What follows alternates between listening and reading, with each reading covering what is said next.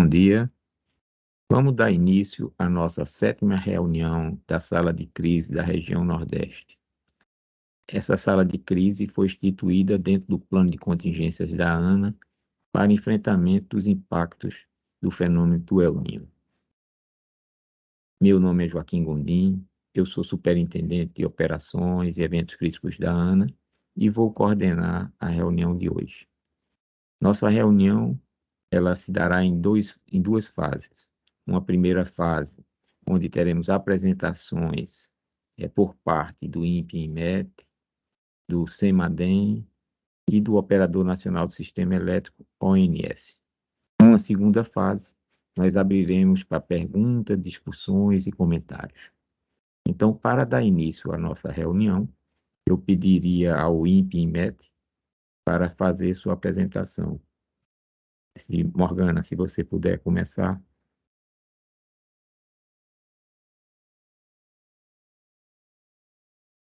Está sem microfone, Morgana. Perdão, obrigada. Bom dia a todos. É com satisfação, né, que a gente está em mais uma reunião para contribuir, né, para esses dados tão importantes, principalmente agora para esse trimestre na nossa região. Vou fechar a câmera para não interferir na transmissão dos dados. Então, a nossa apresentação vai se dividir basicamente nesses 6 tópicos, só que no tópico das condições observadas a gente fez uma alteração para a gente só ver a questão do trimestre e não ver dezembro com tantos detalhes, né? Então, a gente vai ver no quadro, no primeiro quadro que já está na tela, pode passar, a gente já vai adiantando, né, para não atrasar muito. Então, a gente tem a previsão que foi publicada para o trimestre outubro, novembro e dezembro. Por que eu trouxe essa previsão passada? Porque é sempre bom a gente estar olhando, né, para os nossos resultados, para a gente ter uma perspectiva de como é que esses dados estão se comportando, como é que a gente está tendo essas avaliações, para a gente ver, na verdade, um filtro do comportamento das nossas previsões. Então, no mapa do centro, a gente tem a anomalia trimestral para o mês de outubro, novembro e dezembro. Então, a gente observa que como foi previsto, na verdade, a grande totalidade da região Nordeste teve déficit de precipitação. Em alguns pontos, né, bem isolados, mais na porção norte, né, do litoral do Rio Grande do Norte, da Paraíba, e em pontos bem isolados aí do Piauí, é que a precipitação ficou ligeiramente acima da média. Então, a nossa previsão, né, em consenso, que CPTEC, INMET, FUNSEMI, foram assertivas, né? Quando a gente observa aqueles mapas do nosso estudo, tendo como base os El Niños fortes, né, com anomalia acima de 2 graus, e os El Niños com anomalia não chegando a 2 graus, a gente observa que o resultado do trimestre, outubro, e novembro, dezembro do ano passado, foi bem parecido com esse comportamento quando a gente tem El Niños fortes, né, com anomalias mais expressivas, né, no centro-sul da região, e um comportamento, né, normal, até ligeiramente acima da média nessa porção mais norte, né, a gente vê uma similaridade entre esses padrões. Próximo, por favor. Quando a gente observa o comportamento parcial, né, de janeiro, só lembrando um pouquinho a nossa última reunião do início, né, meados de dezembro, a gente tinha uma perspectiva de um começo de janeiro chuvoso, né, e de fato a gente teve no início do ano uma formação de um canal de umidade, né, uma primeiras acas, e a gente tem aqui a precipitação dos últimos 3 dias, não contemplando o que foi chovido, né, que foi registrado, na verdade, nas últimas 24 horas. Mas a gente vê que esse ponto, né, do centro-sul, principalmente o extremo sul e litoral baiano, e ainda aquela região centro-oeste do Piauí, concentraram as maiores precipitações nos últimos dias, né? A gente tem o destaque aí da atuação dessas novas acas, ou seja, a segunda, né, do verão, com precipitações bastante expressivas e trazendo alguns transtornos, principalmente para a região sul-baiana, como, por exemplo, aí em Ilhéus. Pontualmente, né, a gente observou que, por conta das características da nossa região, quando a umidade se estende, né, a gente tem climatologicamente essa condição de adentramento de umidade, então é um gatilho para a formação de instabilidades mais pontuais, e a chuva a gente já observou, né, que ela vem se espalhando, né, nessa porção de oeste, né, para leste, pegando também a região central, muito calor, mas nos últimos dias a gente tem observado esse padrão que é o que realmente chama a atenção. Próximo, por favor. Então, aí a gente já tem análise da situação atual, a gente tem análise sinótica, o mapa da direita, caracterizando aqui a presença, né, da zona de convergência do Atlântico Sul. A gente tem uma frente estacionária, né, no oceano, né, alinhada ali na altura do litoral baiano. Então, esse sistema é que está ocasionando realmente toda essa chuva, e a gente, apesar de não ter a zona de convergência tão intensa, mas de alguma forma ela está presente e também favorecendo essa convecção. Mas realmente a previsão ela está sendo bastante assertiva, e a gente tem observado que tanto os modelos de previsão de tempo como os modelos subsazonais, eles estão apresentando uma boa destreza. Próximo, por favor.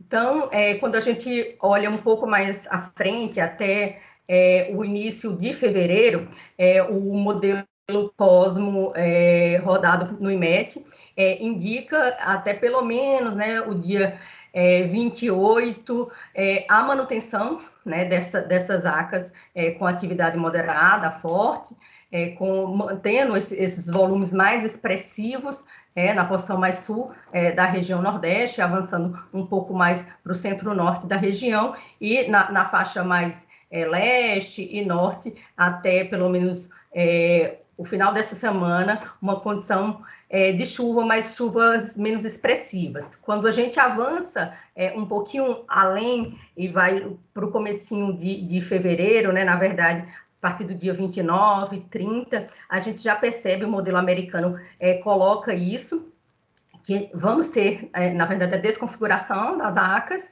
e o padrão, principalmente a altitude, ele vai mudar um pouco mais, porque há um indicativo de formação e atuação de um vórtice, e esse sistema ele vai trazer uma condição um pouco mais seca para essa região chuvosa agora, que está na Bahia, e provavelmente a gente também terá um pulso mais significativo da ZECIT, que vai trazer essa chuva um pouco mais significativa para a porção norte da região e também para o litoral leste. Isso no iniciozinho de fevereiro, final, né, 31 de janeiro a 1º de fevereiro. Próximo, por favor.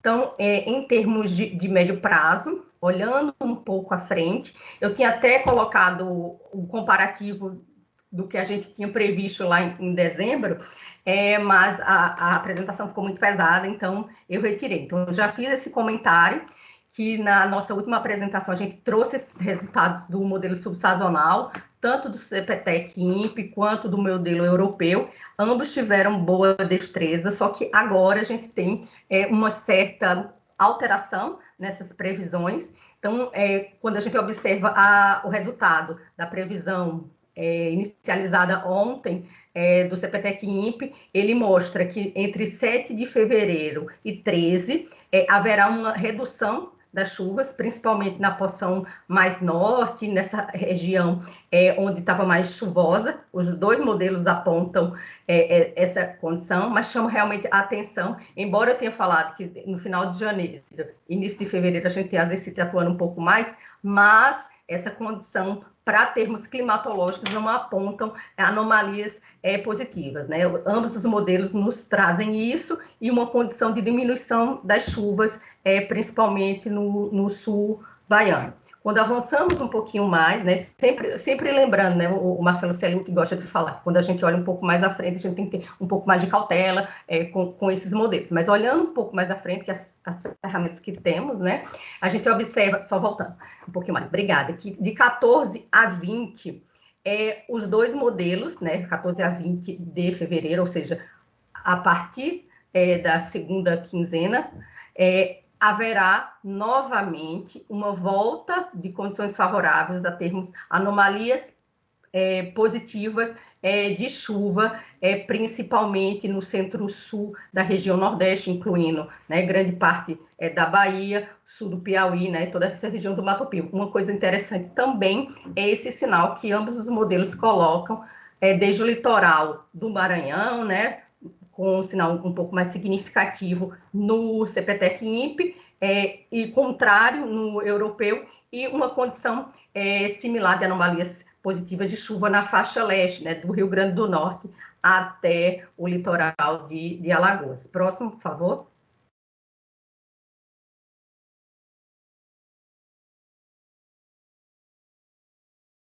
Então, essas seriam as condições de previsão de curto e de médio prazo. Agora, analisando as condições oceânicas, eu acho que já passaram 2 slides, mas tudo bem. Isso, era só o slide de introdutório do ponto. Então, a gente observa, né, desde abril do ano passado, 2023, a mudança, né, do sinal da anomalia do Ninho 3.4. A gente tinha uma perspectiva que no mês de dezembro e janeiro teríamos esse máximo dessa anomalia, desse El Ninho, e de fato essa condição se confirmou. A gente só tem uma crescida, né, uma tendência positiva, né, dessas anomalias. Então chegamos a 2 graus em dezembro. Quando a gente observa o mapa, né, da distribuição aqui das anomalias no Pacífico, a gente vê que de 24 de dezembro a 20 de janeiro, só ressaltando, né, que no mês passado foi divulgado pela OMM que os oceanos nunca tiveram tão quentes, né, desde que se tem observação. E isso a gente vê principalmente aqui no Atlântico, né, todo o Atlântico praticamente muito quente, e quando a gente observa o Pacífico, né, essa faixa central é bastante significativa, apesar de vermos que principalmente a costa do Peru houve um resfriamento. E quando a gente compara, né, de novembro, do início de novembro ao início de dezembro, a gente observa que, principalmente no Ninho 3.4 e no Ninho 4, houve, digamos, uma quebrada dessa continuidade, dessa língua tão quente, né, uma descontinuidade, digamos assim, ao passo que o Atlântico, principalmente o Atlântico Norte, teve uma intensificação dessas anomalias, e a gente observa que praticamente toda a bacia aqui do Atlântico é bastante aquecida nesse período mais próximo. Próximo, por favor.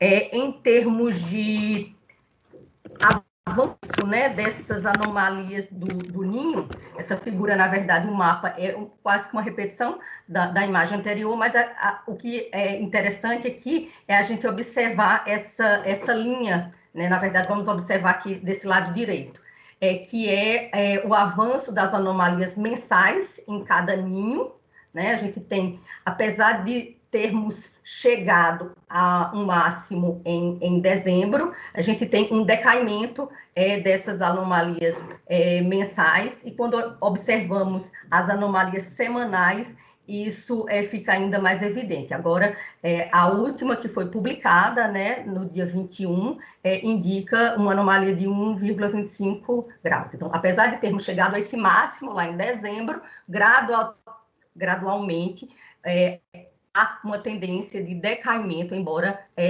pequeno. Próximo, por favor.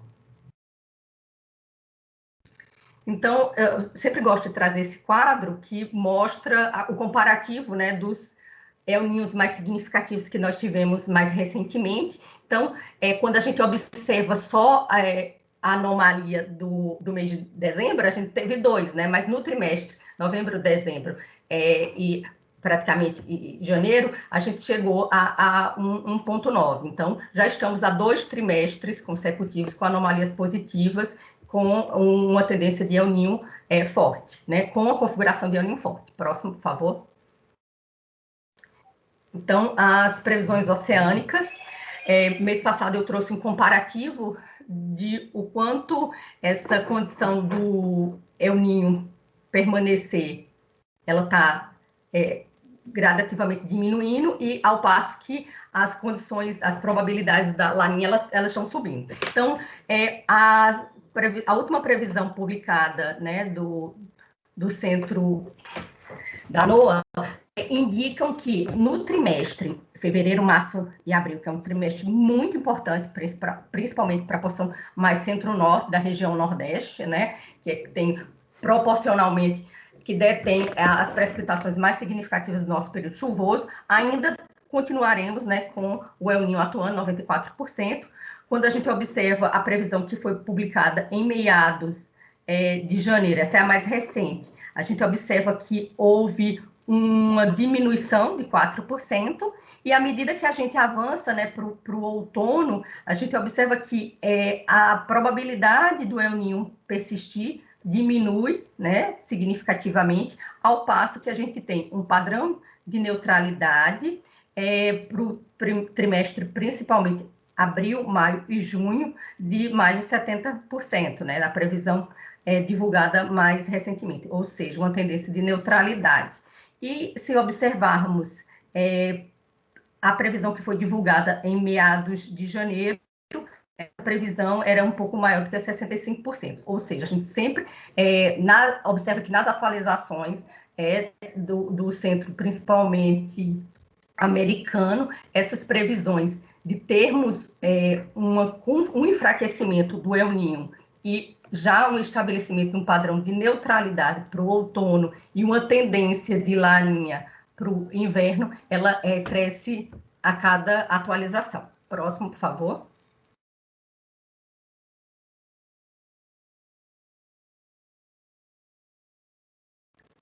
Nesse gráfico, eu quis mostrar a atualização do IRI, né, da média dos modelos dinâmicos, e conforme a gente já tinha observado, né, nas previsões em dezembro, a gente ia ter esse máximo no trimestre de dezembro, janeiro e fevereiro, e à medida que a gente avançasse por 2024, teríamos um decaimento do Enos. E a média dos modelos dinâmicos persistem, né? Aí eu quis trazer aqui a tabela, porque a gente vê numericamente, né, a previsão de anomalia. Então, a gente tem a cada trimestre isso diminuindo ainda mais. Então, para o trimestre fevereiro, março e abril, a gente tem uma previsão de anomalia de 1,17 graus. Próximo, por favor. Aí, começamos, na verdade, né, não paramos, mas olhamos com um pouco mais de carinho para o Atlântico, né, para o dipolo. A gente teve a confirmação da previsão que em dezembro haveríamos uma condição de um dipolo um pouco mais neutro, o que favoreceria as condições mais do Nordeste, mas a gente observa que a previsão indica uma mudança aqui no sinal e uma persistência, né, para os meses que engloba o trimestre que estamos analisando, de termos de polo positivo, que seria desfavorável para termos uma maior atuação da zona de convergência.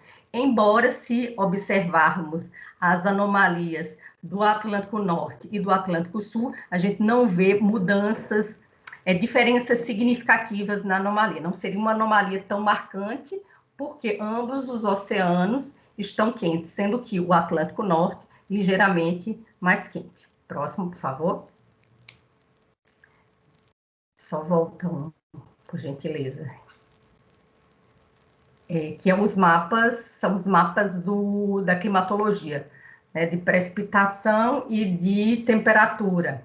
Só voltando um pouquinho para o acho que ficou no meio. Próximo. Pode avançar, por gentileza. Joia. Então, não era aquele do mapinha anterior. Esse eu acho que é o último. Então, aí a gente tem a climatologia, só para visualmente a gente observar principalmente a mudança do sinal, né, da precipitação no trimestre fevereiro, março e abril, no centro-sul da região nordeste, principalmente pegando a região central da Bahia, sudoeste, o Mato Piba, com já um trimestre que a gente já tem um decaimento, né, desse volume total de precipitações, ao passo que eu tenho a intensificação mais ainda dos volumes, né, totais no trimestre para a faixa norte, intensificando ainda mais na porção mais árida, praticamente todo o Ceará, os sertões da Paraíba, Pernambuco, e também o início dessa condição mais chuvosa na faixa leste. Então, climatologicamente, né, todos já sabemos, principalmente o pessoal dos núcleos, que esse é um trimestre bastante importante. Em termos de temperatura, a gente ainda tem temperaturas bastante elevadas climatologicamente, entre 26 e 28 graus, principalmente na porção norte da região. Então, o que é que o modelo numérico de consenso CPTEC-INPE, FUNSEMI, nos traz para esse trimestre? É o último slide, gente, já está terminando. Infelizmente, não temos um resultado tão animador. Ainda há esse padrão de anomalias negativas de precipitação em quase toda a região Nordeste. Observamos que, principalmente na faixa mais norte, né, quando a gente observa principalmente centro-norte do Ceará, Piauí e o Maranhão, principalmente a faixa centro-nordeste, essas anomalias negativas, elas não são tão acentuadas, tão intensas quanto as anomalias do centro-sul do Piauí, por exemplo, praticamente todo o estado de Pernambuco, esse nordeste da Bahia, que é uma área bastante complicada, e principalmente os sertões, né, da Paraíba, mais para o estado de Alagoas, que o modelo indica sendo as áreas onde as anomalias negativas tendem a ser maiores, né, no trimestre, entre 100, menos 100 e menos 200 milímetros. Essa previsão é totalmente coerente com o padrão, com os padrões oceânicos que foram mostrados, e, consequentemente, a previsão de temperaturas para o trimestre, né, continuam sinalizando anomalias positivas, né, com déficit de precipitação. As temperaturas ainda deverão se manter elevadas, aí, principalmente nessa faixa mais central da região, com anomalias previstas entre 1 e 2 graus. Essa é a minha contribuição, obrigada. Qualquer dúvida, estou à disposição. Ok, muito obrigado, Morgana. Bom, vamos então pedir ao Marcelo Cellucci, que representa o CEMADEM, que faça suas considerações, já que eles analisam a questão dos alertas de desastres e faz uma complementação importante. Só para ter ideia de como é complexa, hoje eu fui olhar, vocês estão com 28 alertas só na Bahia. Então, e não é de seca. Obrigado, Marcelo. Pois bom dia, Joaquim, bom dia, Morgana, bom dia, colegas. Vou colocar aqui material, vou tirar minha câmera.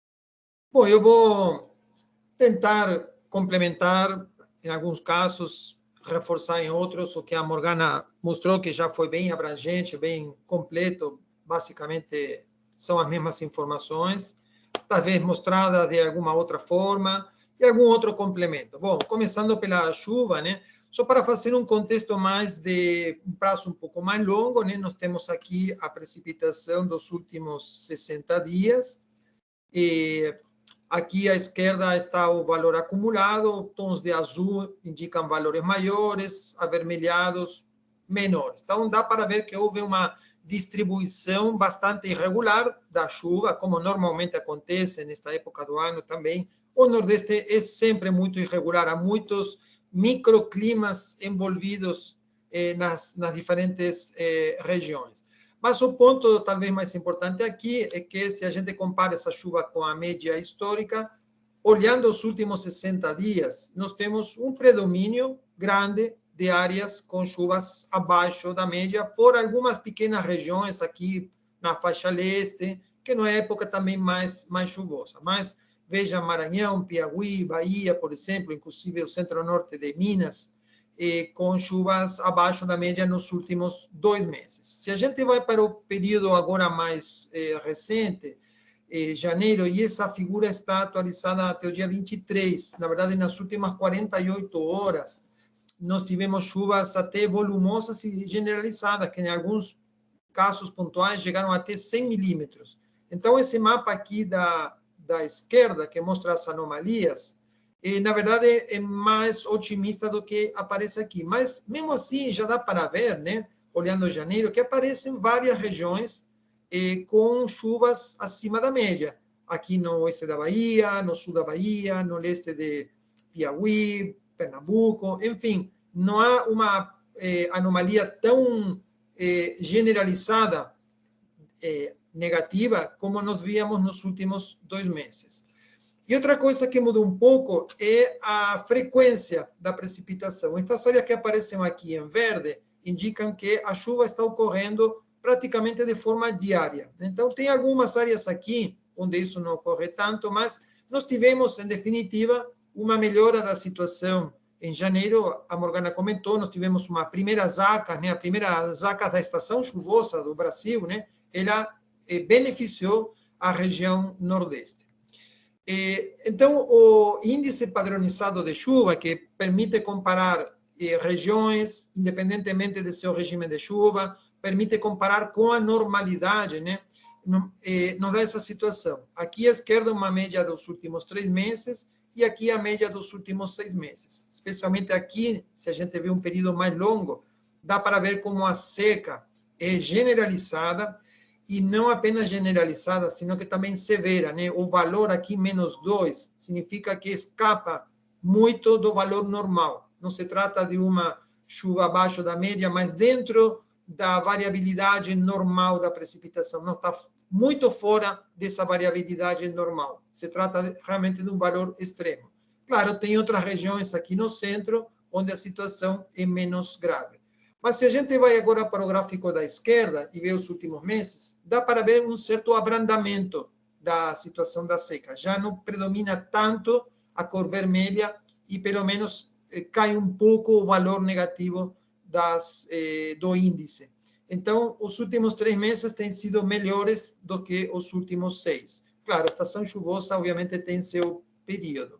Bom, um dos, digamos, parâmetros que nós utilizamos no CEMADEM é esse índice integrado de seca, que leva em conta a precipitação, a umidade do solo e a resposta da precipitação e da umidade do solo na vegetação. Tudo isso derivado de dados de satélite. E, bom, esses 2 períodos nós gostamos de analisar, 3 meses e 6 meses, até porque 3 meses tem um impacto mais direto na agricultura e o índice para 6 meses mostra um pouco melhor o impacto nos recursos hídricos. Bom, está claro que a região como um todo tem um enorme predomínio de municípios, esses dados estão feitos a nível de município, um número muito grande de municípios, a grande maioria em situação de seca, que vai de fraca até extrema. Nós temos, neste momento, 2 municípios em condição de seca extrema, aqui na Bahia, muitos em condição de seca severa e muitos mais ainda em condição de seca moderada e fraca. A diferença entre 3 e 6 meses não é muito grande, mas nós temos fundamentalmente quase o dobro de municípios em condição de seca severa, se nós considerarmos o parâmetro médio dos últimos 6 meses, o que mostra também que a situação dos últimos 3 meses tem melhorado ligeiramente. Bom, e esse é um detalhamento dos impactos da seca nas áreas de pastagem, nas áreas agrícolas. Aqui utilizamos aquele índice de 3 meses, né, mais focado para a agricultura, e cruzamos com as áreas dedicadas à atividade agrícola. Aqui o mapa mostra as regiões mais atingidas, mais afetadas. Aqui estão os municípios de cada estado afetados. Os estados que têm o maior número de municípios afetados são a Bahia, até por uma questão de tamanho também, mas também o Maranhão. Não apenas em número, sino também em proporção. Tem outros estados que estão numa situação melhor. E aqui embaixo, o detalhamento por propriedade, focando sempre nas pequenas propriedades, que são as mais sensíveis, né, onde a população depende mais dessas propriedades para subsistência, o que se chama agricultura de subsistência. E, em primeiro lugar, vemos que praticamente metade das pequenas propriedades estão afetadas por algum tipo de seca, sendo que a maior parte delas tem essa área cor roxo, significa que mais de 80% da superfície dessas pequenas propriedades está afetada, ou seja, é uma seca realmente bastante crítica no sentido de diminuição da produtividade. E esse é um mapa, um gráfico que mostra um pouco o sentido de melhora ou piora da seca, levando em conta como estão evoluindo ao longo do tempo os parâmetros que entram na caracterização da seca, ou seja, a chuva, a umidade do solo e a questão da vegetação. Então, as áreas que estão em cor verde, significa que aí a situação da seca está de alguma forma amenizando, né? Porque, por exemplo, choveu melhor, ou porque choveu melhor e também a umidade do solo está respondendo, ou aqui essas áreas mais verde, mais escura, onde os 3 parâmetros estão melhorando: umidade do solo, vegetação e chuva. E, pelo contrário, as áreas que estão na cor mais vermelha significa onde a situação está piorando. Então, vemos que tem uma situação um pouco mista, né? Onde tem áreas que a situação da seca está melhorando, áreas que receberam mais chuva, e outras onde a situação está piorando na faixa leste da Bahia, embora a Morgana já mostrou e vou mostrar, nós temos boas notícias em termos de chuva para os próximos dias. Bom, a situação meteorológica, né, a Morgana mostrou, hoje está bem interessante, porque nós temos muita nebulosidade na região nordeste, pouca nebulosidade na região sul, né? Então seria, para uma situação de El Niño, uma situação quase oposta do que nós deveríamos esperar. Temos a organização da zona de convergência, e essa situação normalmente dura alguns dias. Então, essa chuva que nós estamos tendo já alguns dias atrás deve persistir mais alguns dias. Então, eu vou mostrar a previsão do modelo GFS para a próxima semana. Próxima semana seria do dia 25 até o dia 1º de fevereiro. E, basicamente, o que o modelo está me dizendo é que temos grandes volumes de chuvas previstos aqui na região nordeste, também mais para leste, na região norte.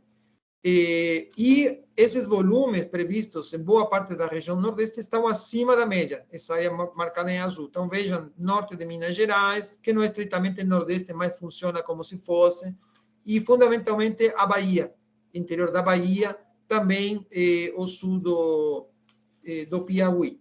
Então, essa é a situação. Vou mostrar em detalhe a previsão para a Bacia do São Francisco, que é um rio emblemático da região nordeste, né? Então, o Rio São Francisco tem previsão de chuva em toda a extensão da bacia, isto para a próxima semana, e os maiores volumes estariam aqui previstos entre a Bahia e o norte de Minas, ou seja, o que seria o trecho médio do São Francisco e no trecho de Sobradinho. Se a gente considerar a chuva uniformemente distribuída, nós temos esse gráfico aqui, que mostra o valor da precipitação prevista, e devemos comparar com esta linha azul, que é a média histórica na bacia nesta época do ano. Então, veja que nós temos, por exemplo, para uma semana, os números representam chuva para os próximos 3 dias, 7 e 10 dias. Então, esse valor a gente nunca pode garantir. É muito difícil fazer uma previsão quantitativa da chuva.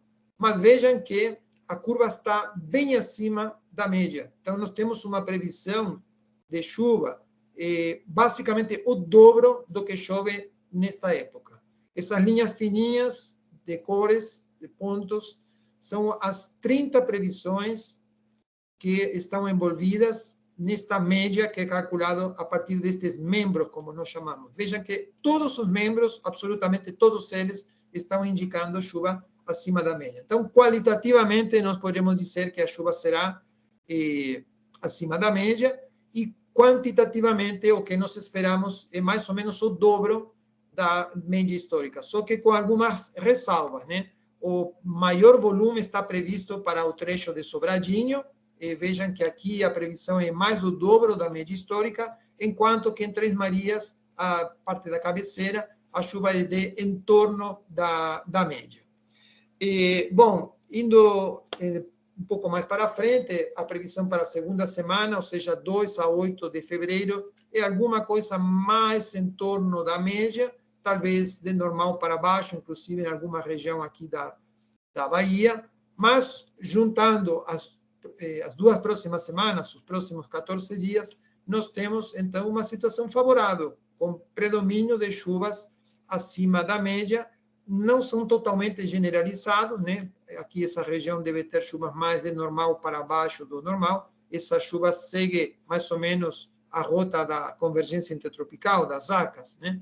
Mas é uma situação chuvosa e relativamente generalizada. Então, uma primeira semana muito chuvosa, uma segunda mais dentro da média. Mas, indo mais para frente, vejam que o modelo CFS, a Morgana também comentou, o Centro-Europeu, eu vou comentar, está indicando uma situação de uma certa continuidade das chuvas relativamente volumosas. Aqui não dá para confiar nem na posição, nem no valor. Sabemos que estas previsões têm uma confiabilidade menor, né? Mas essa semana aqui, 8 a 14 de fevereiro e 15 a 21, não seriam secas, não seriam secas. Então, fevereiro está se apresentando como um mês que não seria um mês seco, depois de um janeiro que também não será seco. O modelo do Centro-Europeu, a Morgana mostrou, a gente utiliza também até para comparar com o anterior, né? Porque quando os modelos têm uma maior concordância entre eles, você tem um pouco mais de confiabilidade na previsão. E o modelo também está indicando esse comportamento de chuvas mais para cima da média, inclusive este modelo avança um pouquinho mais, vai até o dia 26, praticamente final do mês. Então, vejam que fevereiro se apresenta como um mês não abaixo da média, pelo menos nesta área central, né? Talvez o extremo norte aqui, norte do semiárido, que tem outro regime de precipitação também, poderia ficar um pouco de fora. Mas não estamos diante de um cenário ruim em termos de chuvas para os próximos 4 semanas, ou seja, basicamente para o próximo mês. Bom, a Morgana falou bastante do fenômeno do El Niño, eu só quero destacar alguns aspectos.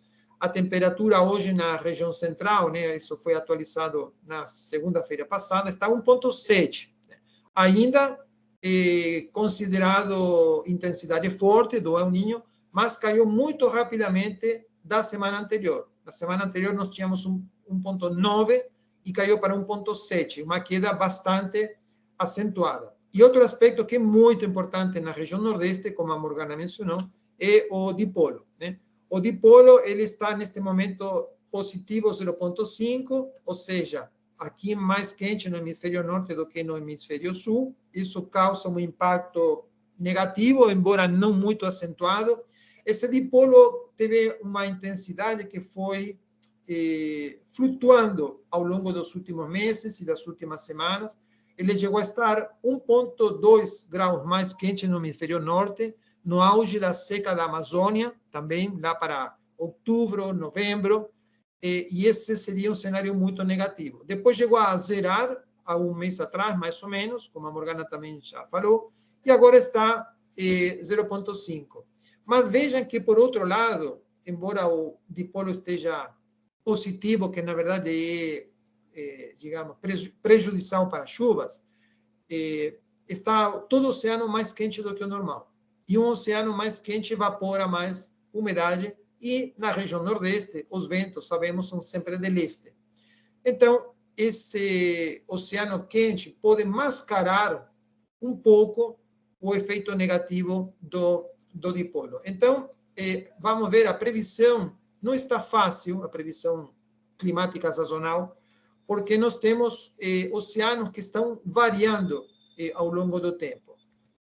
A Morgana mostrou esses gráficos, em particular este aqui, não vou comentar detalhes, mas eu queria destacar, aqui fica mais claro, como o período de desintensificação do El Niño, essa é aqui uma previsão, é muito mais abrupto do que o período de intensificação. Então, os modelos aqui também estão prevendo uma desintensificação muito rápida do El Niño, ao ponto que para a segunda metade do ano, eles estão mostrando anomalias bem negativas de temperatura lá no Oceano Pacífico, o que seria muito provavelmente uma rápida transição agora do El Niño para a Laninha. Então, um oceano que está mudando muito rapidamente. Então, vai depender muito de onde o modelo pega a condição inicial. Se está aqui em cima, é uma coisa. Se está mais aqui embaixo, é outra coisa. Então, há uma certa sensibilidade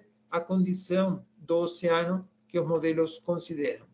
Bom, e a Morgana também mostrou, mas basicamente o trimestre fevereiro, março, abril, que é o trimestre onde ocorre a estação chuvosa, nós temos, no norte do semiárido pelo menos, nós temos ainda uma alta chance de ter um El Niño, claro, com uma intensidade bem menor, e já para março, abril, maio, é praticamente a mesma probabilidade de termos o El Niño ou neutralidade. E assim por diante, nós teremos uma situação de neutralidade no trimestre abril, maio, junho, e a partir de julho, agosto, setembro, a maior chance de termos uma laninha. Então, de novo, nós teremos, muito provavelmente, este ano, uma transição muito rápida do El Niño para a laninha. No ano passado foi ao contrário, do laninha para o El Niño, e este ano teremos novamente. Não é todo ano que se comporta assim, às vezes nós temos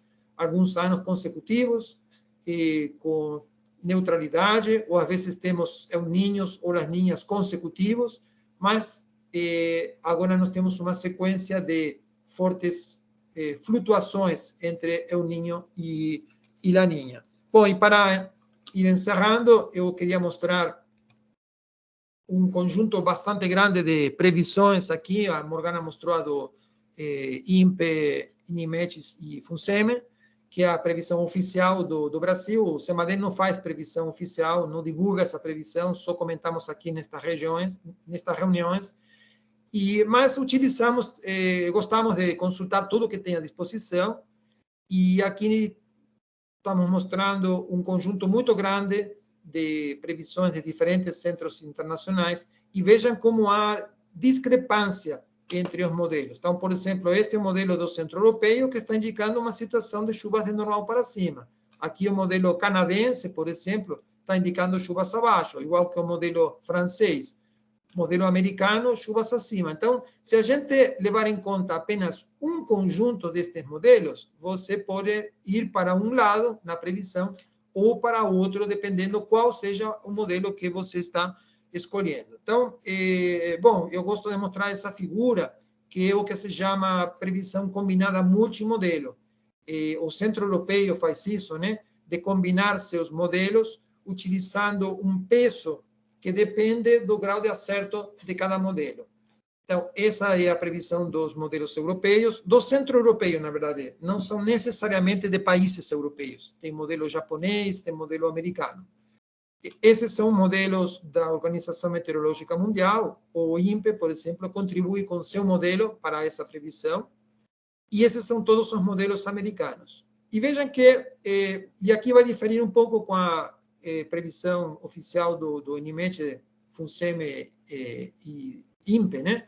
No sentido destes modelos indicarem uma situação de, eu diria, alta incerteza, porque as probabilidades são pequenas, mas um certo viés para chuvas acima da média nesta região aqui, que seria basicamente parte da Bahia, talvez no máximo sul do Piauí, talvez alguma parte do centro de Minas. Aqui essa previsão é ainda mais suave, né? E aqui também esse modelo indica.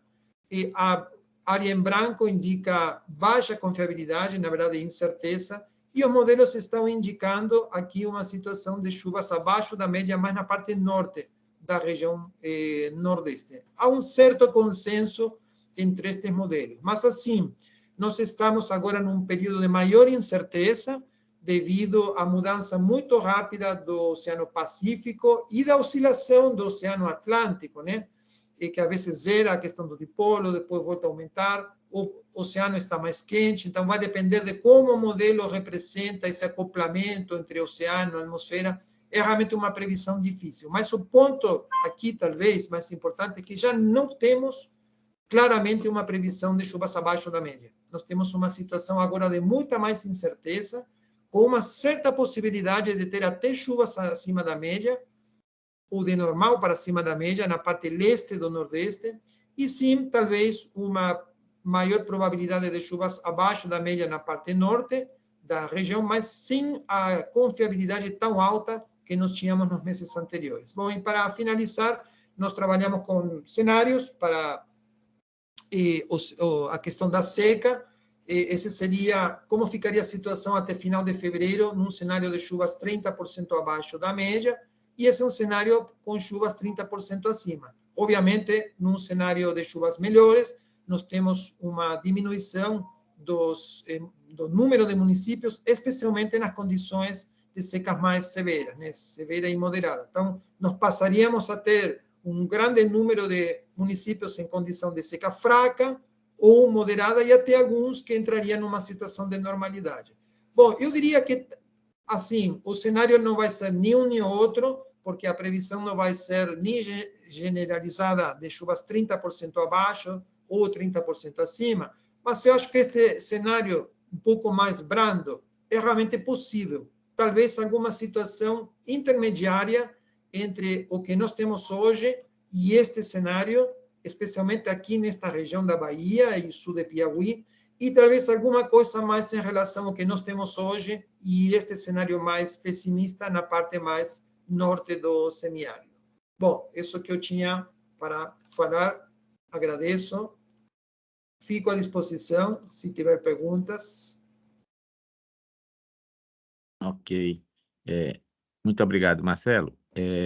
Pelo que você colocou de maneira clara, nós tivemos uma diminuição naquela perspectiva de agravamento da situação de uma seca muito mais severa, né? Então, os meses de janeiro e a previsão para fevereiro têm mostrado um abrandamento nas previsões, tá certo? Se você tivesse feito essa apresentação em novembro, como fez, você teria sido mais rigoroso no sentido de mostrar uma seca mais intensa. E agora você está minimizando um pouco, não tirando o efeito da seca, mas diminuindo a intensidade dela e até mesmo colocando algumas regiões com possibilidade de chuvas razoáveis, como aquela que você mostrou na Bahia, no sul do Piauí e alguma coisa aí em Minas Gerais. Muito obrigado, Marcelo. Vamos ver as perguntas que vão se seguir depois.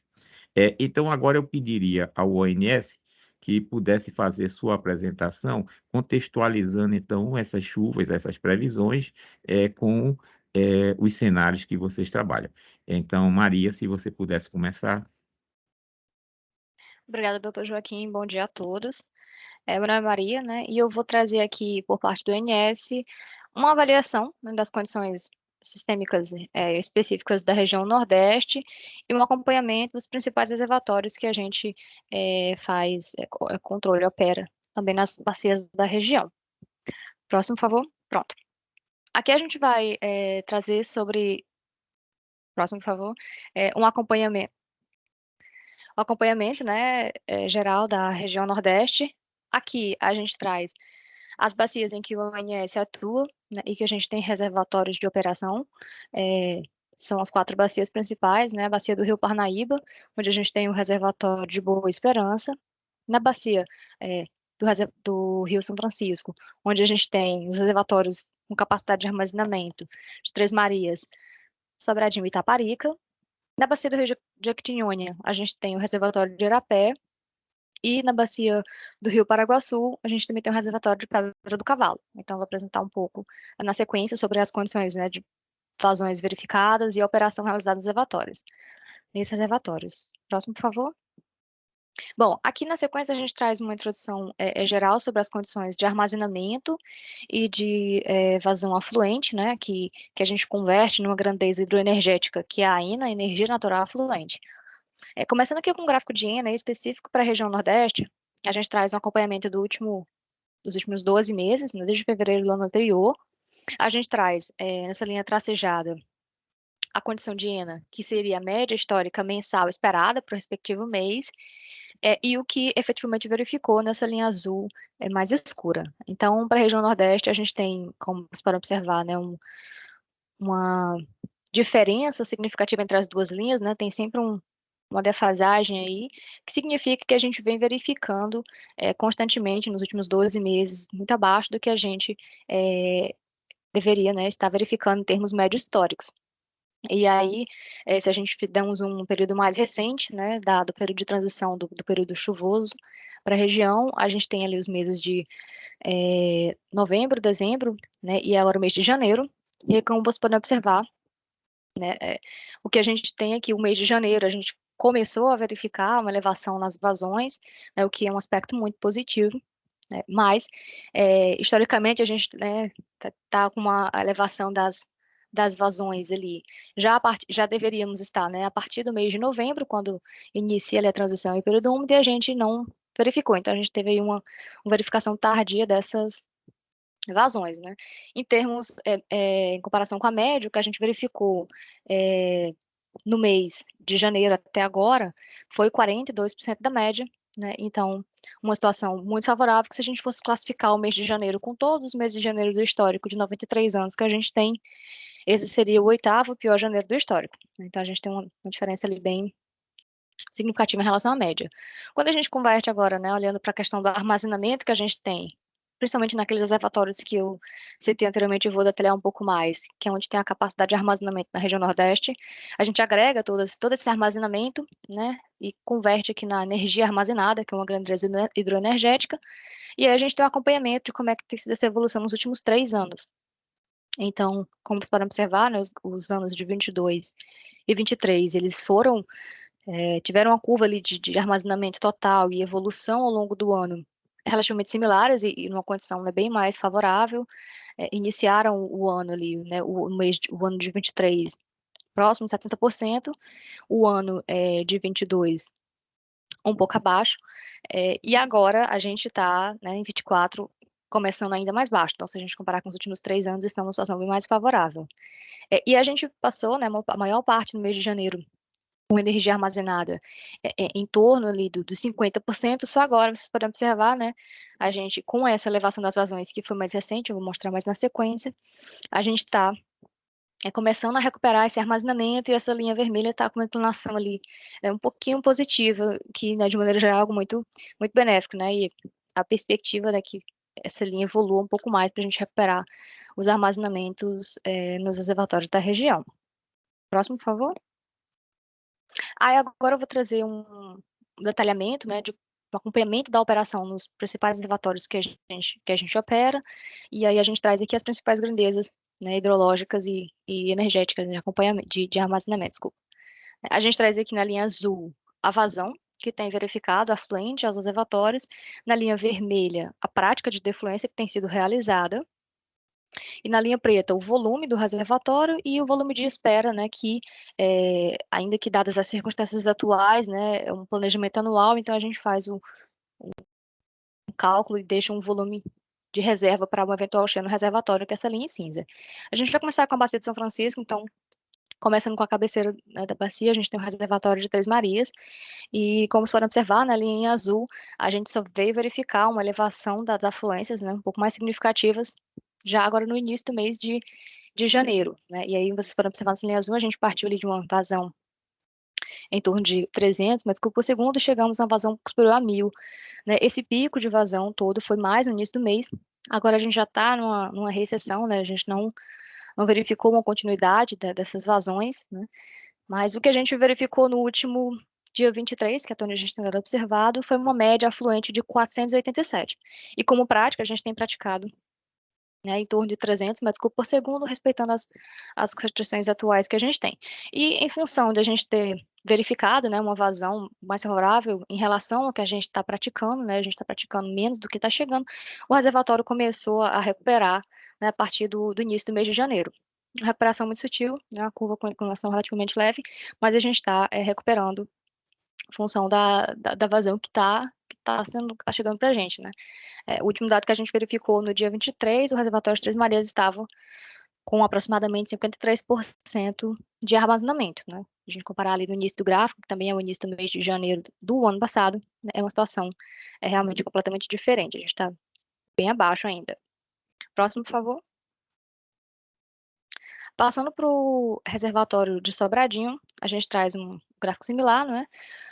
E as condições também são muito semelhantes, no sentido de que a gente só começou a verificar uma elevação das vazões afluentes ao reservatório no início do mês de janeiro, em torno do dia 8 ao dia 10 de janeiro, né? Então, a gente teve uma elevação bastante expressiva da vazão, né? A gente saiu ali de um patamar em torno de 1.000. O último dado que a gente verificou no dia 23, a afluência estava em torno de 2.200, vamos arredondar, 2.194 metros cúbicos por segundo, né? E a defluência que a gente está praticando no reservatório hoje é uma defluência, né, em torno de 1.290, 1.300 metros cúbicos por segundo.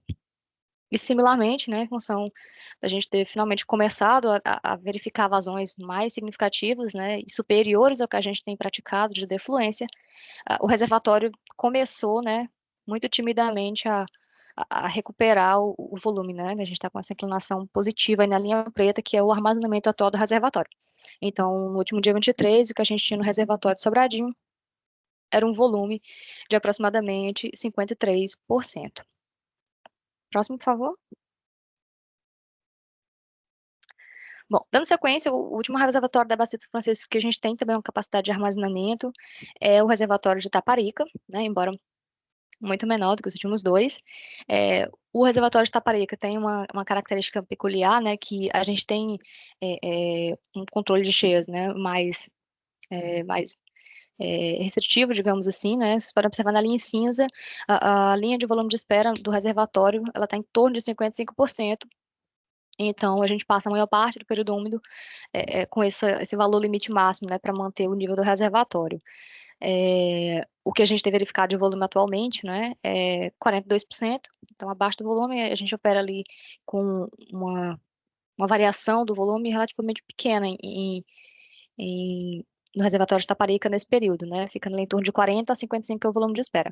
O reservatório de Taparica tem uma função majoritariamente de estabilização para geração, né, no reservatório de Xingó, e aí, como você pode observar, né, a gente tem também a linha de defluência praticada no reservatório de Xingó, né, para atendimento energético. A gente tem essas duas usinas muito sincronizadas, né, então, em função, né, da necessidade de modulação da defluência no reservatório de Xingó, a defluência do reservatório de Taparica também tem esse caráter mais dinâmico. E cabe destacar também, como vocês podem observar, que em função, né, de apenas quando a gente tem uma vazão incremental ali significativa, é que a gente tem precisamente, né, uma defluência, uma afluência, uma linha azul que diverge um pouco da linha vermelha, que é a defluência, mas no geral o reservatório, para a gente manter um nível relativamente estável, a gente tem uma linha de afluência muito similar com a linha de defluência, como vocês têm observado, né? No último dia 23, a gente verificou em torno de 1.080 metros cúbicos por segundo nesse reservatório. Próximo, por favor. Bom, na sequência a gente passa para outra bacia da região Nordeste, que é a bacia do Rio Parnaíba, né? E aqui a gente traz o acompanhamento da operação do reservatório de Boa Esperança, e o que a gente tem no reservatório atualmente, né, diferente do que a gente viu no São Francisco, a gente viu uma elevação de vazão até um pouco mais animadora, né, uma linha azul bem significativa. Aqui a gente verificou que no mês de janeiro, a gente teve, principalmente no início de janeiro, uma elevação na vazão afluente, que é essa linha azul, mas que já diminuiu, não foi também uma elevação tão expressiva. A gente está, né, verificamos ali no dia 23, muito similares, muito próximos dos valores do que está chegando e do que a gente tem praticado de defluência na usina, que é em torno de 350 metros cúbicos por segundo. O volume do reservatório, que estava, né, no final de dezembro ali em torno de 20%, recuperou um pouco ao longo de janeiro. A gente verificou no último dia 23 em torno de 29%, né? E também, se a gente fizer um paralelo, né, no ano anterior a gente estava ali próximo de 50%. Então, tem essa diferença nesses dois momentos. O que a gente destaca também é que esse reservatório também opera para controle de cheias, a gente tem ali o volume lá em torno dos 65%, né? E como a gente está com 30%, a gente tem um caminho bastante expressivo ainda para tentar recuperar o volume dos reservatórios para sequer aproximar ali desse volume limite ali que nos guia até o final do período úmido. Mas, de maneira geral, a gente tem seguido uma operação estável no reservatório, em função de não estar conseguindo ter vazão afluente, né, e não conseguir também praticar uma defluência muito maior para não deplecionar mais o reservatório, e aí a gente espera, né, verificação de vazões para poder recuperar o volume do reservatório. Nesse momento está muito baixo. Próximo, por favor. Bom, passando para a bacia do Rio Jequitinhonha, a gente tem o reservatório de Irapé, e aqui a gente traz um acompanhamento também de todos os reservatórios, né, como eu comentei no começo, agora em janeiro também, como foi apresentado, né, nas apresentações anteriores sobre a precipitação, que em janeiro a gente verificou algo mais significativo, mais do que a gente estava esperando. Então, a vazão aqui no reservatório de Irapé também teve um pico bastante interessante no começo do mês de janeiro, até metade, agora está mais estável, entrou numa recessão e ainda não está em sinal de ascensão. Mas essa elevação da vazão lá no começo do mês permitiu que o reservatório subisse um pouco. O reservatório estava abaixo de 30%, estava em torno de 36%, e ao longo do mês de janeiro até agora a gente conseguiu subir 6%, o reservatório está com 42%, estava, né, no último dia 23 que a gente verificou. E a vazão, né, já arrefeceu. Nesse momento a gente está com uma defluência e uma afluência muito próximas, em torno ali de 117, 120 metros cúbicos por segundo. Por fim, o reservatório de Irapé, né, também teve controle de cheia, mas acho que não cabe nem destacar, né, ele reserva muito pouco para uma eventual cheia, e a gente está muito longe, em torno de 42%, com a curva lá em 90%, então acho que não é o momento para pensar nessa situação. Próximo, por favor. Bom, e por fim, a gente tem a bacia do Rio Paraguaçu, no qual a gente tem a operação do reservatório de Pedra do Cavalo. Lá em Pedra do Cavalo, né, mais, assim, tem um comportamento mais anômalo, digamos assim, nas vazões, em picos muito esporádicos. Nesse momento, até agora, assim, a gente não conseguiu verificar nenhum pico de vazão significativo lá na bacia. A gente observou ali no dia 23, 18 metros cúbicos por segundo, a vazão, né, era praticamente 3, 4 metros cúbicos por segundo. A defluência que a gente pratica lá há muito tempo é basicamente a defluência mínima sanitária, e uma geração bastante minimizada no reservatório. Então, assim, os valores aqui muito baixos de afluência e defluência. E você conhece, né, o nível do reservatório. O reservatório de Pedra do Cavalo também tem um viés muito importante, né, quanto a outros usos múltiplos de abastecimento também, né, e aí o depositamento do reservatório segue nessa curva mais parcimoniosa, e o que a gente tem verificado, ele está numa cota ali em torno de 111 no último dia 23. E a gente não conseguiu verificar nada significativo de afluência nem no mês de janeiro que permitisse começar uma recuperação no volume do reservatório de Pedra do Cavalo. Bom, eram esses os principais destaques que a gente apresentava. Trouxe para apresentar a operação dos reservatórios e um acompanhamento sistêmico ali na região Nordeste sobre o armazenamento e as afluências. Fico à disposição do Joaquim. Obrigada. Obrigado, Maria. É sempre importante colocar que o rio ele está em condições de baixa vazão nos últimos meses, né, e principalmente o Rio São Francisco. Entretanto, a água acumulada no ano passado está permitindo que nós passemos esse período de espera com muita atenção, mas sem uma crise ainda estabelecida. Bom, então, dito essas coisas, agora vamos chamar a nossa última apresentação, que é a parte da CPRM, que vai falar um pouco sobre a questão dos níveis dos rios e do acompanhamento que eles fazem dos aquíferos. Então, CPRM. Então, vamos terminar hoje nossas apresentações com essa visão de vocês dos acompanhamentos dos rios e dos aquíferos. Por favor, George. Bom dia, doutor Joaquim, bom dia a todos. Todos estão me escutando? Sim, George. Tá, ok, vamos lá. Bom dia, meu nome é George, tá? Eu sou pesquisador em geociências do Serviço Geológico do Brasil. Eu trabalho na unidade do CPRM em Recife. Pode avançar.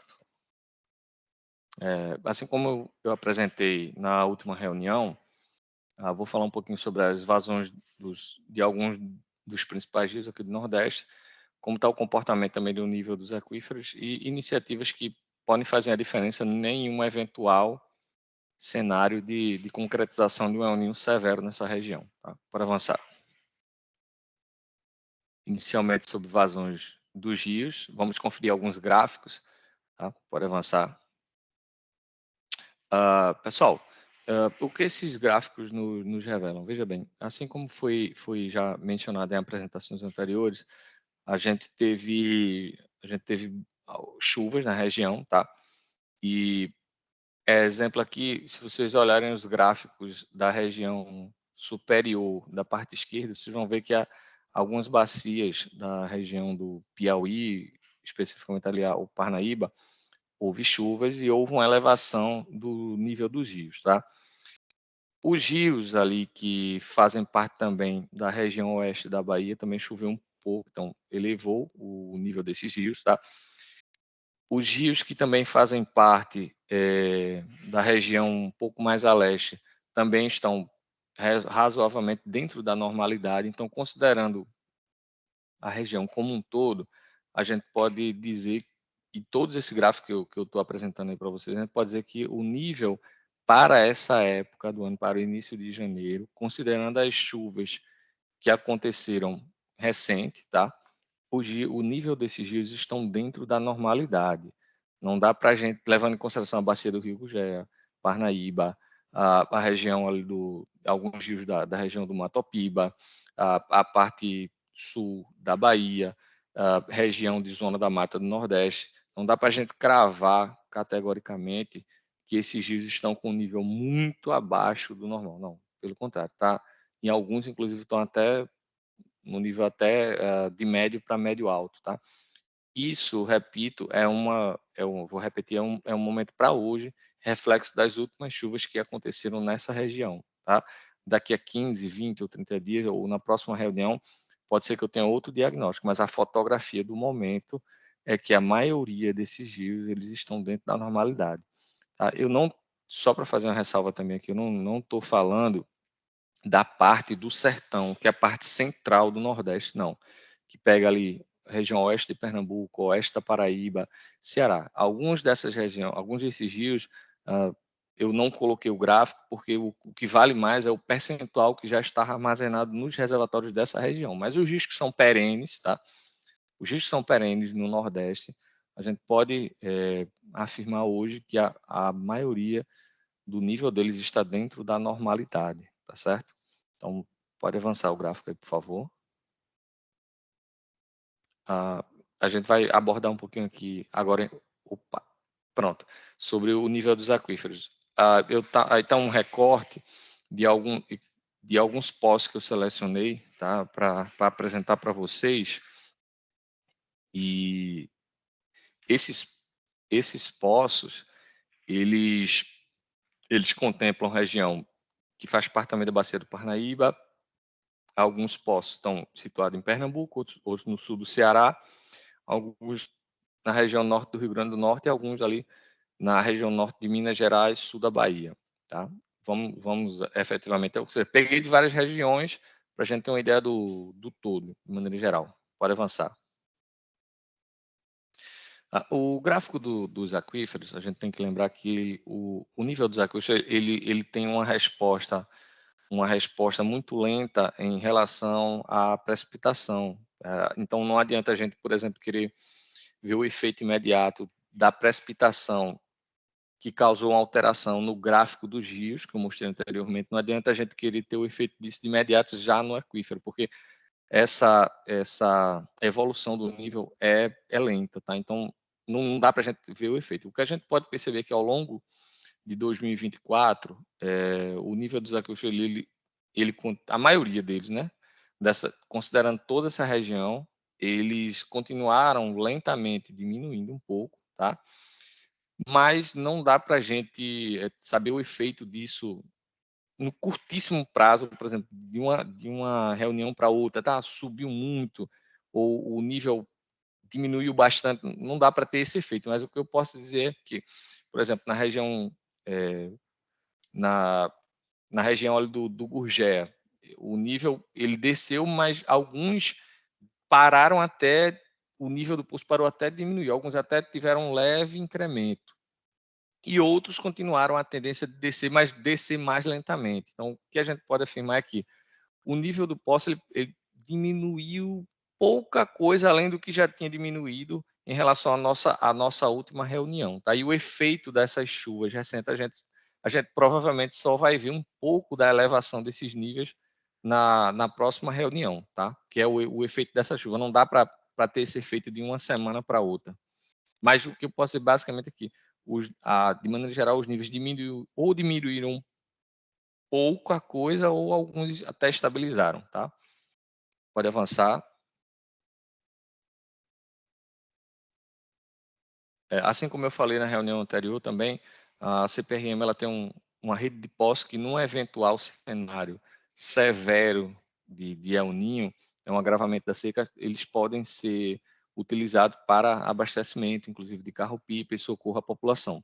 Como a gente já viu na apresentação dos órgãos anteriores, esse cenário mais crítico, ele está ficando um pouco menos provável, então é menos provável que a gente tenha que recorrer a essa iniciativa, mas se precisar, esses postos estão disponíveis. São 24 postos distribuídos aí ao longo da região, né, mais crítica do Nordeste, que pega ali norte da Bahia até o Rio Grande do Norte, e que estão disponíveis. Tá? Se alguém precisar de mais detalhes sobre esses postos, pode entrar em contato também através de e-mail ou ligar diretamente aqui para o Serviço Geológico de Recife, que a gente pode compartilhar esses dados. Tá? Pode avançar na apresentação. A gente tem detalhes dos testes de bombeamento desses postos, da vazão que é disponível, a vazão horária, a localização de cada um deles, distribuídos desde a Bahia até o Rio Grande do Norte também, pegando Ceará, e esses postos estão disponíveis, mas, repito, é cada vez menos provável que tenhamos que recorrer a essa solução. Pode avançar.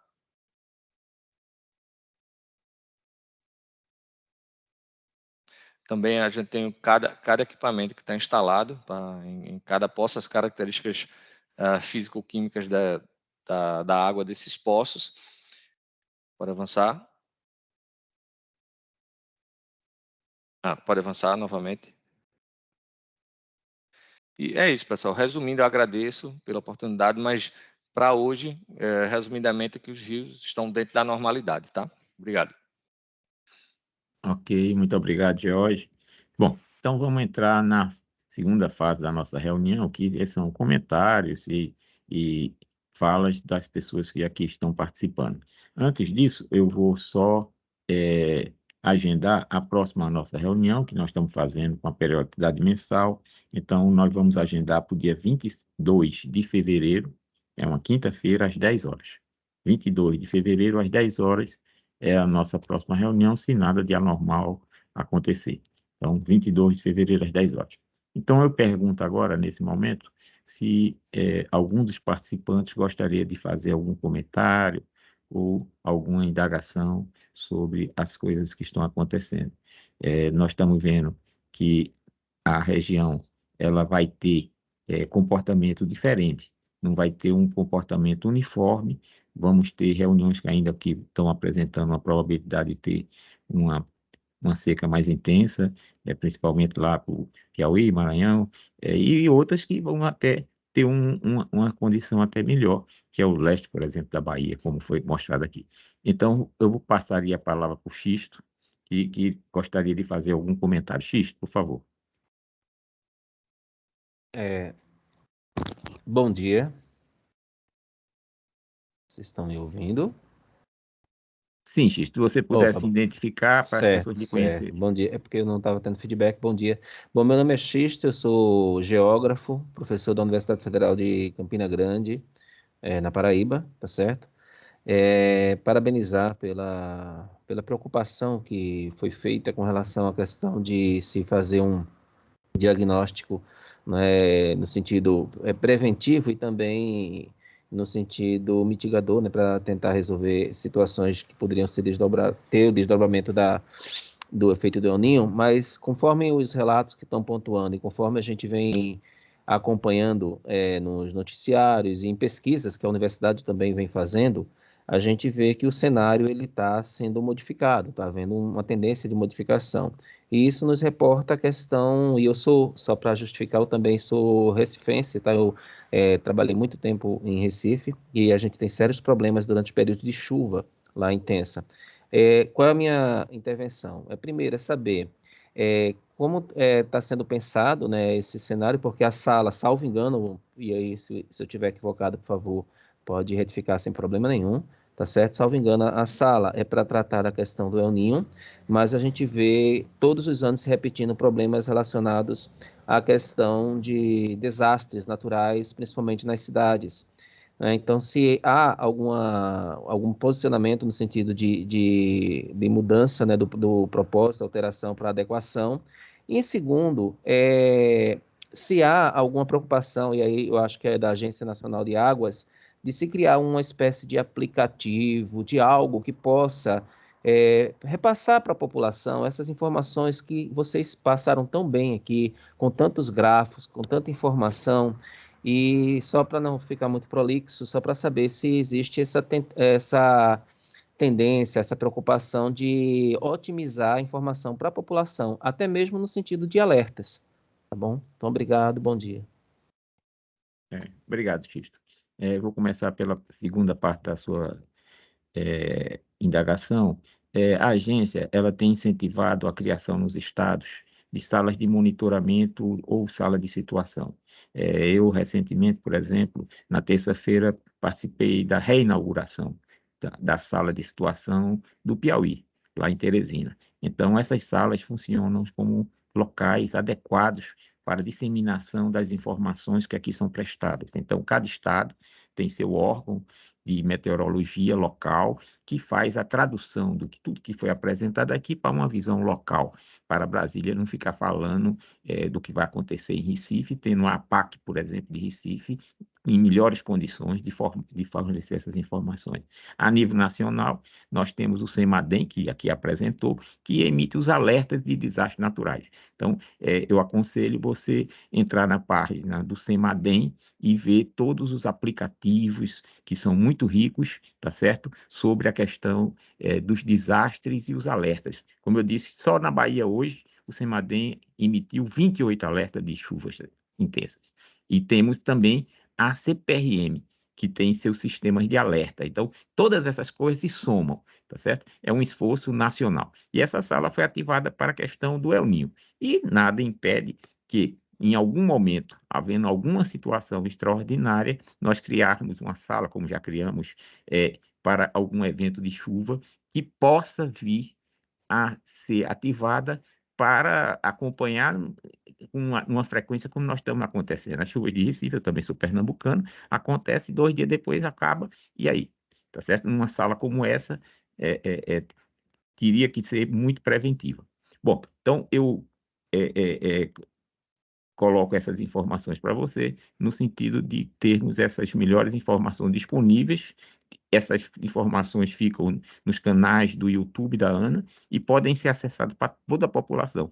E o que nós esperamos até é que haja uma disseminação dessas informações por parte de todos, tá certo?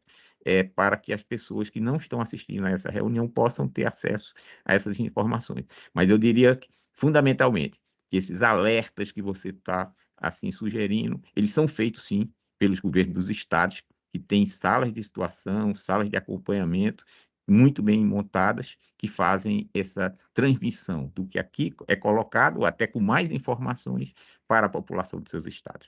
Tá? Todos os estados têm essa condição de ter essas salas e centros de informação. Alguém mais gostaria? Temos aqui outras pessoas inscritas, vamos ver. Temos, então, Francisco Júnior da FUNSEMI, que tem um centro de excelência também sobre esse Joaquim, tipo de eu acho que o Caco levantou a mão antes de mim, o Caco lá do Maranhão. Tem problema, eu passo na sequência para ele, pode falar. Tá bom. Obrigado, Joaquim. Eu gostaria de pontuar, né, nós tivemos uma reunião aqui dos grupos do Nordeste, realmente discutindo a previsão climática, né, para fevereiro, março, abril, e foi interessante ter a apresentação da Morgana, que também participou da reunião dos grupos do Nordeste, né, e o Celute, né, mostrou alguns pontos aí. Ontem nós tivemos também a reunião climática nacional, né, acho que a Morgana mostrou aí o gráfico da previsão, né? E nós temos hoje para o Nordeste uma grande área, né? Com a categoria mais provável sendo abaixo da normalidade, né? Diante das discussões, nós temos um El Niño ainda vigente, né? Corrente intenso ainda, mas se dissipando, né? Mas interessante é que o Atlântico vai perdendo força, ou melhor, o El Niño vai perdendo força e o Atlântico seria o ator da vez agora, né? E nas últimas semanas, né, da discussão que nós tivemos uma observação que o Atlântico Norte tem aquecido, né, muito mais do que o Atlântico Sul. E as previsões, eu não vi, mas eu imagino que o pessoal tenha mostrado as previsões de anomalia de temperatura da superfície do mar, que o Atlântico Norte continue mais quente, ou seja, um gradiente de sul para norte nos próximos meses. Então, seguindo o que foi colocado na reunião ontem, eu discordo um pouco do que o Cellucci colocou, né? Ele mostrou um ou dois modelos, assim, combinação, mas a grande maioria coloca realmente, e o nosso combinação nacional é de uma grande faixa do Nordeste, talvez um pouco na normalidade para o leste, mas a grande faixa seria a categoria mais provável ser abaixo da normalidade. É claro que a gente está falando de faixas, né? Não acima de um valor médio, que é um valor único, a média climatológica, mas de faixas realmente. Então, essas flutuações espaciais realmente podem acontecer, de fato, mas o cenário que tem fruto dessas reuniões realmente é de um cenário difícil, né, preocupante para fevereiro, março, abril, e com a tendência de piorar para março, abril, maio, enfim. Diante disso, né, o Estado do Ceará já construiu um plano dessa convivência com a seca, já fruto desse El Niño, desse impacto esperado, que já está acontecendo aqui para o Ceará. Se você tem ideia, já tem mais de 20, se não me engano, 30 e poucos municípios já com estado com decreto de calamidade já devido à seca, né? E muitos outros já pedindo devido a, enfim, período de estiagem, e agora realmente dentro da pré-estação e início da estação, essa expectativa de podermos ter meses difíceis. Então, assim, realmente o cenário é realmente de preocupação. Acho que os estados, não sei se tem mais alguém que participou aqui da reunião que tivemos, foi esse, né? A preocupação realmente dos estados diante desse evento, né? E diante do que está acontecendo no Atlântico atualmente. Acho que era isso, Joaquim, era pontuar realmente e parabenizar pela reunião. Obrigado, Francisco Júnior. E o ponto importante que você colocou é essa visão local, tá certo? Vocês estão acompanhando, estão elaborando plano de contingência, todos os estados estão elaborando esses seus planos de contingência ou planos emergenciais. Então, respondendo até a parte do X, que eu acho que você vai concordar, que o ponto de divulgação nos estados devem ser esses órgãos que cuidam efetivamente da visão local, né? No caso, a FUNSEMI, que transmite para a população, tá certo, de maneira adequada, as informações que são colocadas e fazem esse ponto de divulgação, né? Caco, você está também numa condição de que sua área lá no Maranhão também tem se mostrado também que foi falado que com perspectiva de chuvas abaixo da média. Então, por favor. Bom dia a todos. Primeiro, parabéns pela reunião, e é um prazer ser precedido pelo Júnior, né? Sem nenhum problema. Uma sumidade no assunto. Bom, a minha colocação, de fato, é essa preocupação com o que já vem sendo apresentado em relação à nossa região. Concordo com a gente tem visto esse cenário que o Júnior falou. Isso tem sido alvo de muita preocupação da Secretaria de Meio Ambiente, em particular da Sala de Situação, que cuida desse monitoramento. Então, até para ajudar nas orientações nas indagações do xisto, a Sala de Situação ela criou já, nós vamos realizar agora a terceira reunião SEMA-Clima, que é, na verdade, um recorte para o Maranhão disso que é trazido aqui essa reunião no Nordeste, olhando cada micro-região, cada situação local, com participação das defesas civis, com a participação dos órgãos competentes para a tomada de decisão, né? Enquanto órgão que faz esse monitoramento em parceria com os outros órgãos nacionais, a gente precisa realmente divulgar as informações, mas precisa tomar cuidado na hora de divulgar isso ao público para evitar que essa informação seja recebida de uma forma diferente, dado a tecnicidade que a gente procura aplicar. Então, a gente deixa essa disseminação da informação para os municípios, para que eles tomem essas posições, e a gente condensa, né, através da nossa equipe, isso. Então, o SEMA-Clima, que é a sala de reunião que a gente criou, ela já vai para a sua terceira edição, vai acontecer agora, dia 31. Essa era a minha colocação, a preocupação nossa realmente é grande com isso. E a segunda, que eu queria destacar, na apresentação do Marcelo Celucci, não sei se ele está na sala ainda, ele colocou aquela previsão até 23 de janeiro, mas no slide dele estava escrito 23/12.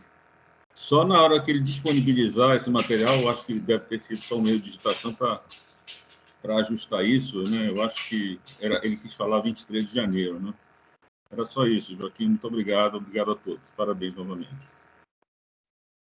Obrigado, Caco. E o esforço que vocês estão fazendo de disseminar a nível de município essa informação, né? Bom, George, da CPRM, gostaria também de fazer alguma complementação nesse momento. George, por favor. Parabéns novamente aí pela condição, a todos, especialmente o Dr. Joaquim, pela condição da sala. Só uma consideração, eu deixei disponível alguns links no comentário, o link do CIAGAS, que você pode acompanhar o nível dos poços, que a CPRM monitora, tá? Deixei também o link do sistema da ANA, o hidrotelemetria, que você pode monitorar praticamente em tempo real o nível dos principais rios monitorados, inclusive dos principais rios do Nordeste. Tem um link do Apple Store, do aplicativo do HidroWeb, né, que são os dados de hidrotelemetria que estão disponíveis no celular, então qualquer pessoa pode baixar e ir acompanhando aí em tempo real, inclusive selecionar no mapa qual estação ele quer visualizar. E especificamente ali teve uma pergunta que foi feita ali sobre os rios Rio Grande do Norte, Paraíba e Pernambuco, porque a nossa apresentação ela é limitada, né? Mas se alguém precisar de alguma informação, pode entrar em contato com a gente que eu detalho, que eu dou mais detalhes, tá bom? Era isso. Ok, Jorge, e um detalhe importante é que nessa época do ano os rios, vamos dizer que nessa região semiárida, eles sofrem muita influência dos reservatórios, né, que reservam água, né, então eles, a jusante do reservatório não está, vamos dizer, representando a água que está chegando, né, então a variação de nível do reservatório é o que se torna um fator importante. Temos então a Morgana, comentários.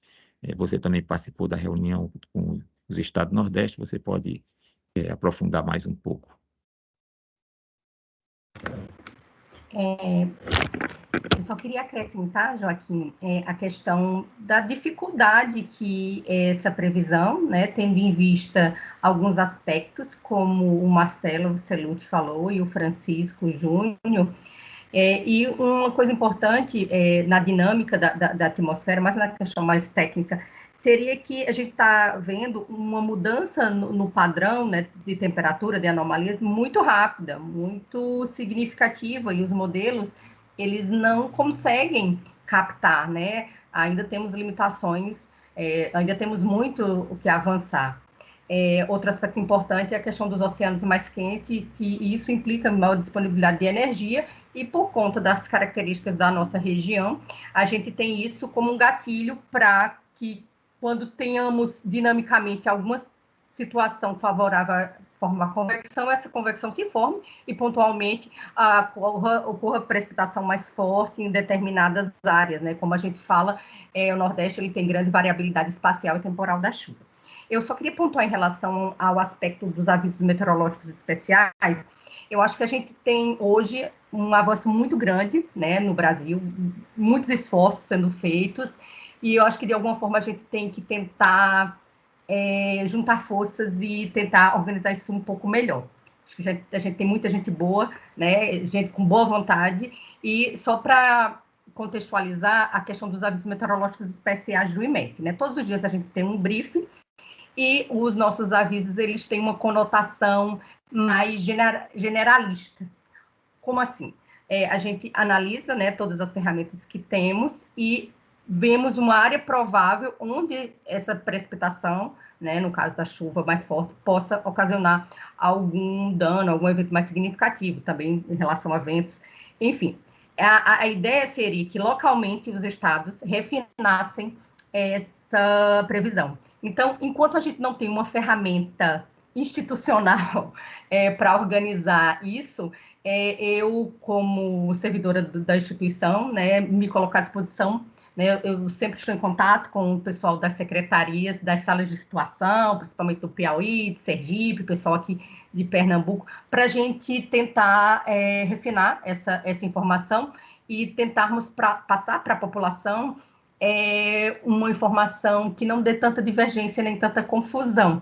Tá, joia? Era esse o meu ponto e estou à disposição. Ok, muito obrigado, Morgana. Bom, vocês viram a dificuldade que ela coloca, quer dizer, de fazer previsões num cenário de que as mudanças estão acontecendo numa rapidez maior do que a que subiu, né, que foi mostrada. Ele subiu mais lento do que está descendo. Então, e já com previsão de laninha. Então, é importante termos esse acompanhamento. Por isso que nós marcamos essa nossa próxima reunião para o dia 22 de fevereiro e vamos manter a reunião, toda essa cautela que aqui é colocada. Quer dizer, o Júnior aqui, ele ressaltou esse aspecto, né, da visão local, dos órgãos de meteorologia, colocando da necessidade de ter planos de contingência para enfrentamento dessa situação. Alguém mais gostaria? Nós já estamos partindo para o encerramento da nossa reunião. Eu acho que ela cumpriu seu objetivo de trazer a melhor informação disponível por parte dos órgãos e por parte dos pesquisadores que aqui atuam, tá certo? Sabendo da dificuldade que está no momento, né, por conta de tudo que foi mostrado aqui, mas ressalto a importância de termos essas reuniões. Isso é muito importante. Bom, então, eu queria agradecer a todos e esperar que nos reencontremos nessa data, 22 de fevereiro, uma quinta-feira, às 10 horas. Então, eu declaro encerrada a nossa reunião de hoje. Muito obrigado.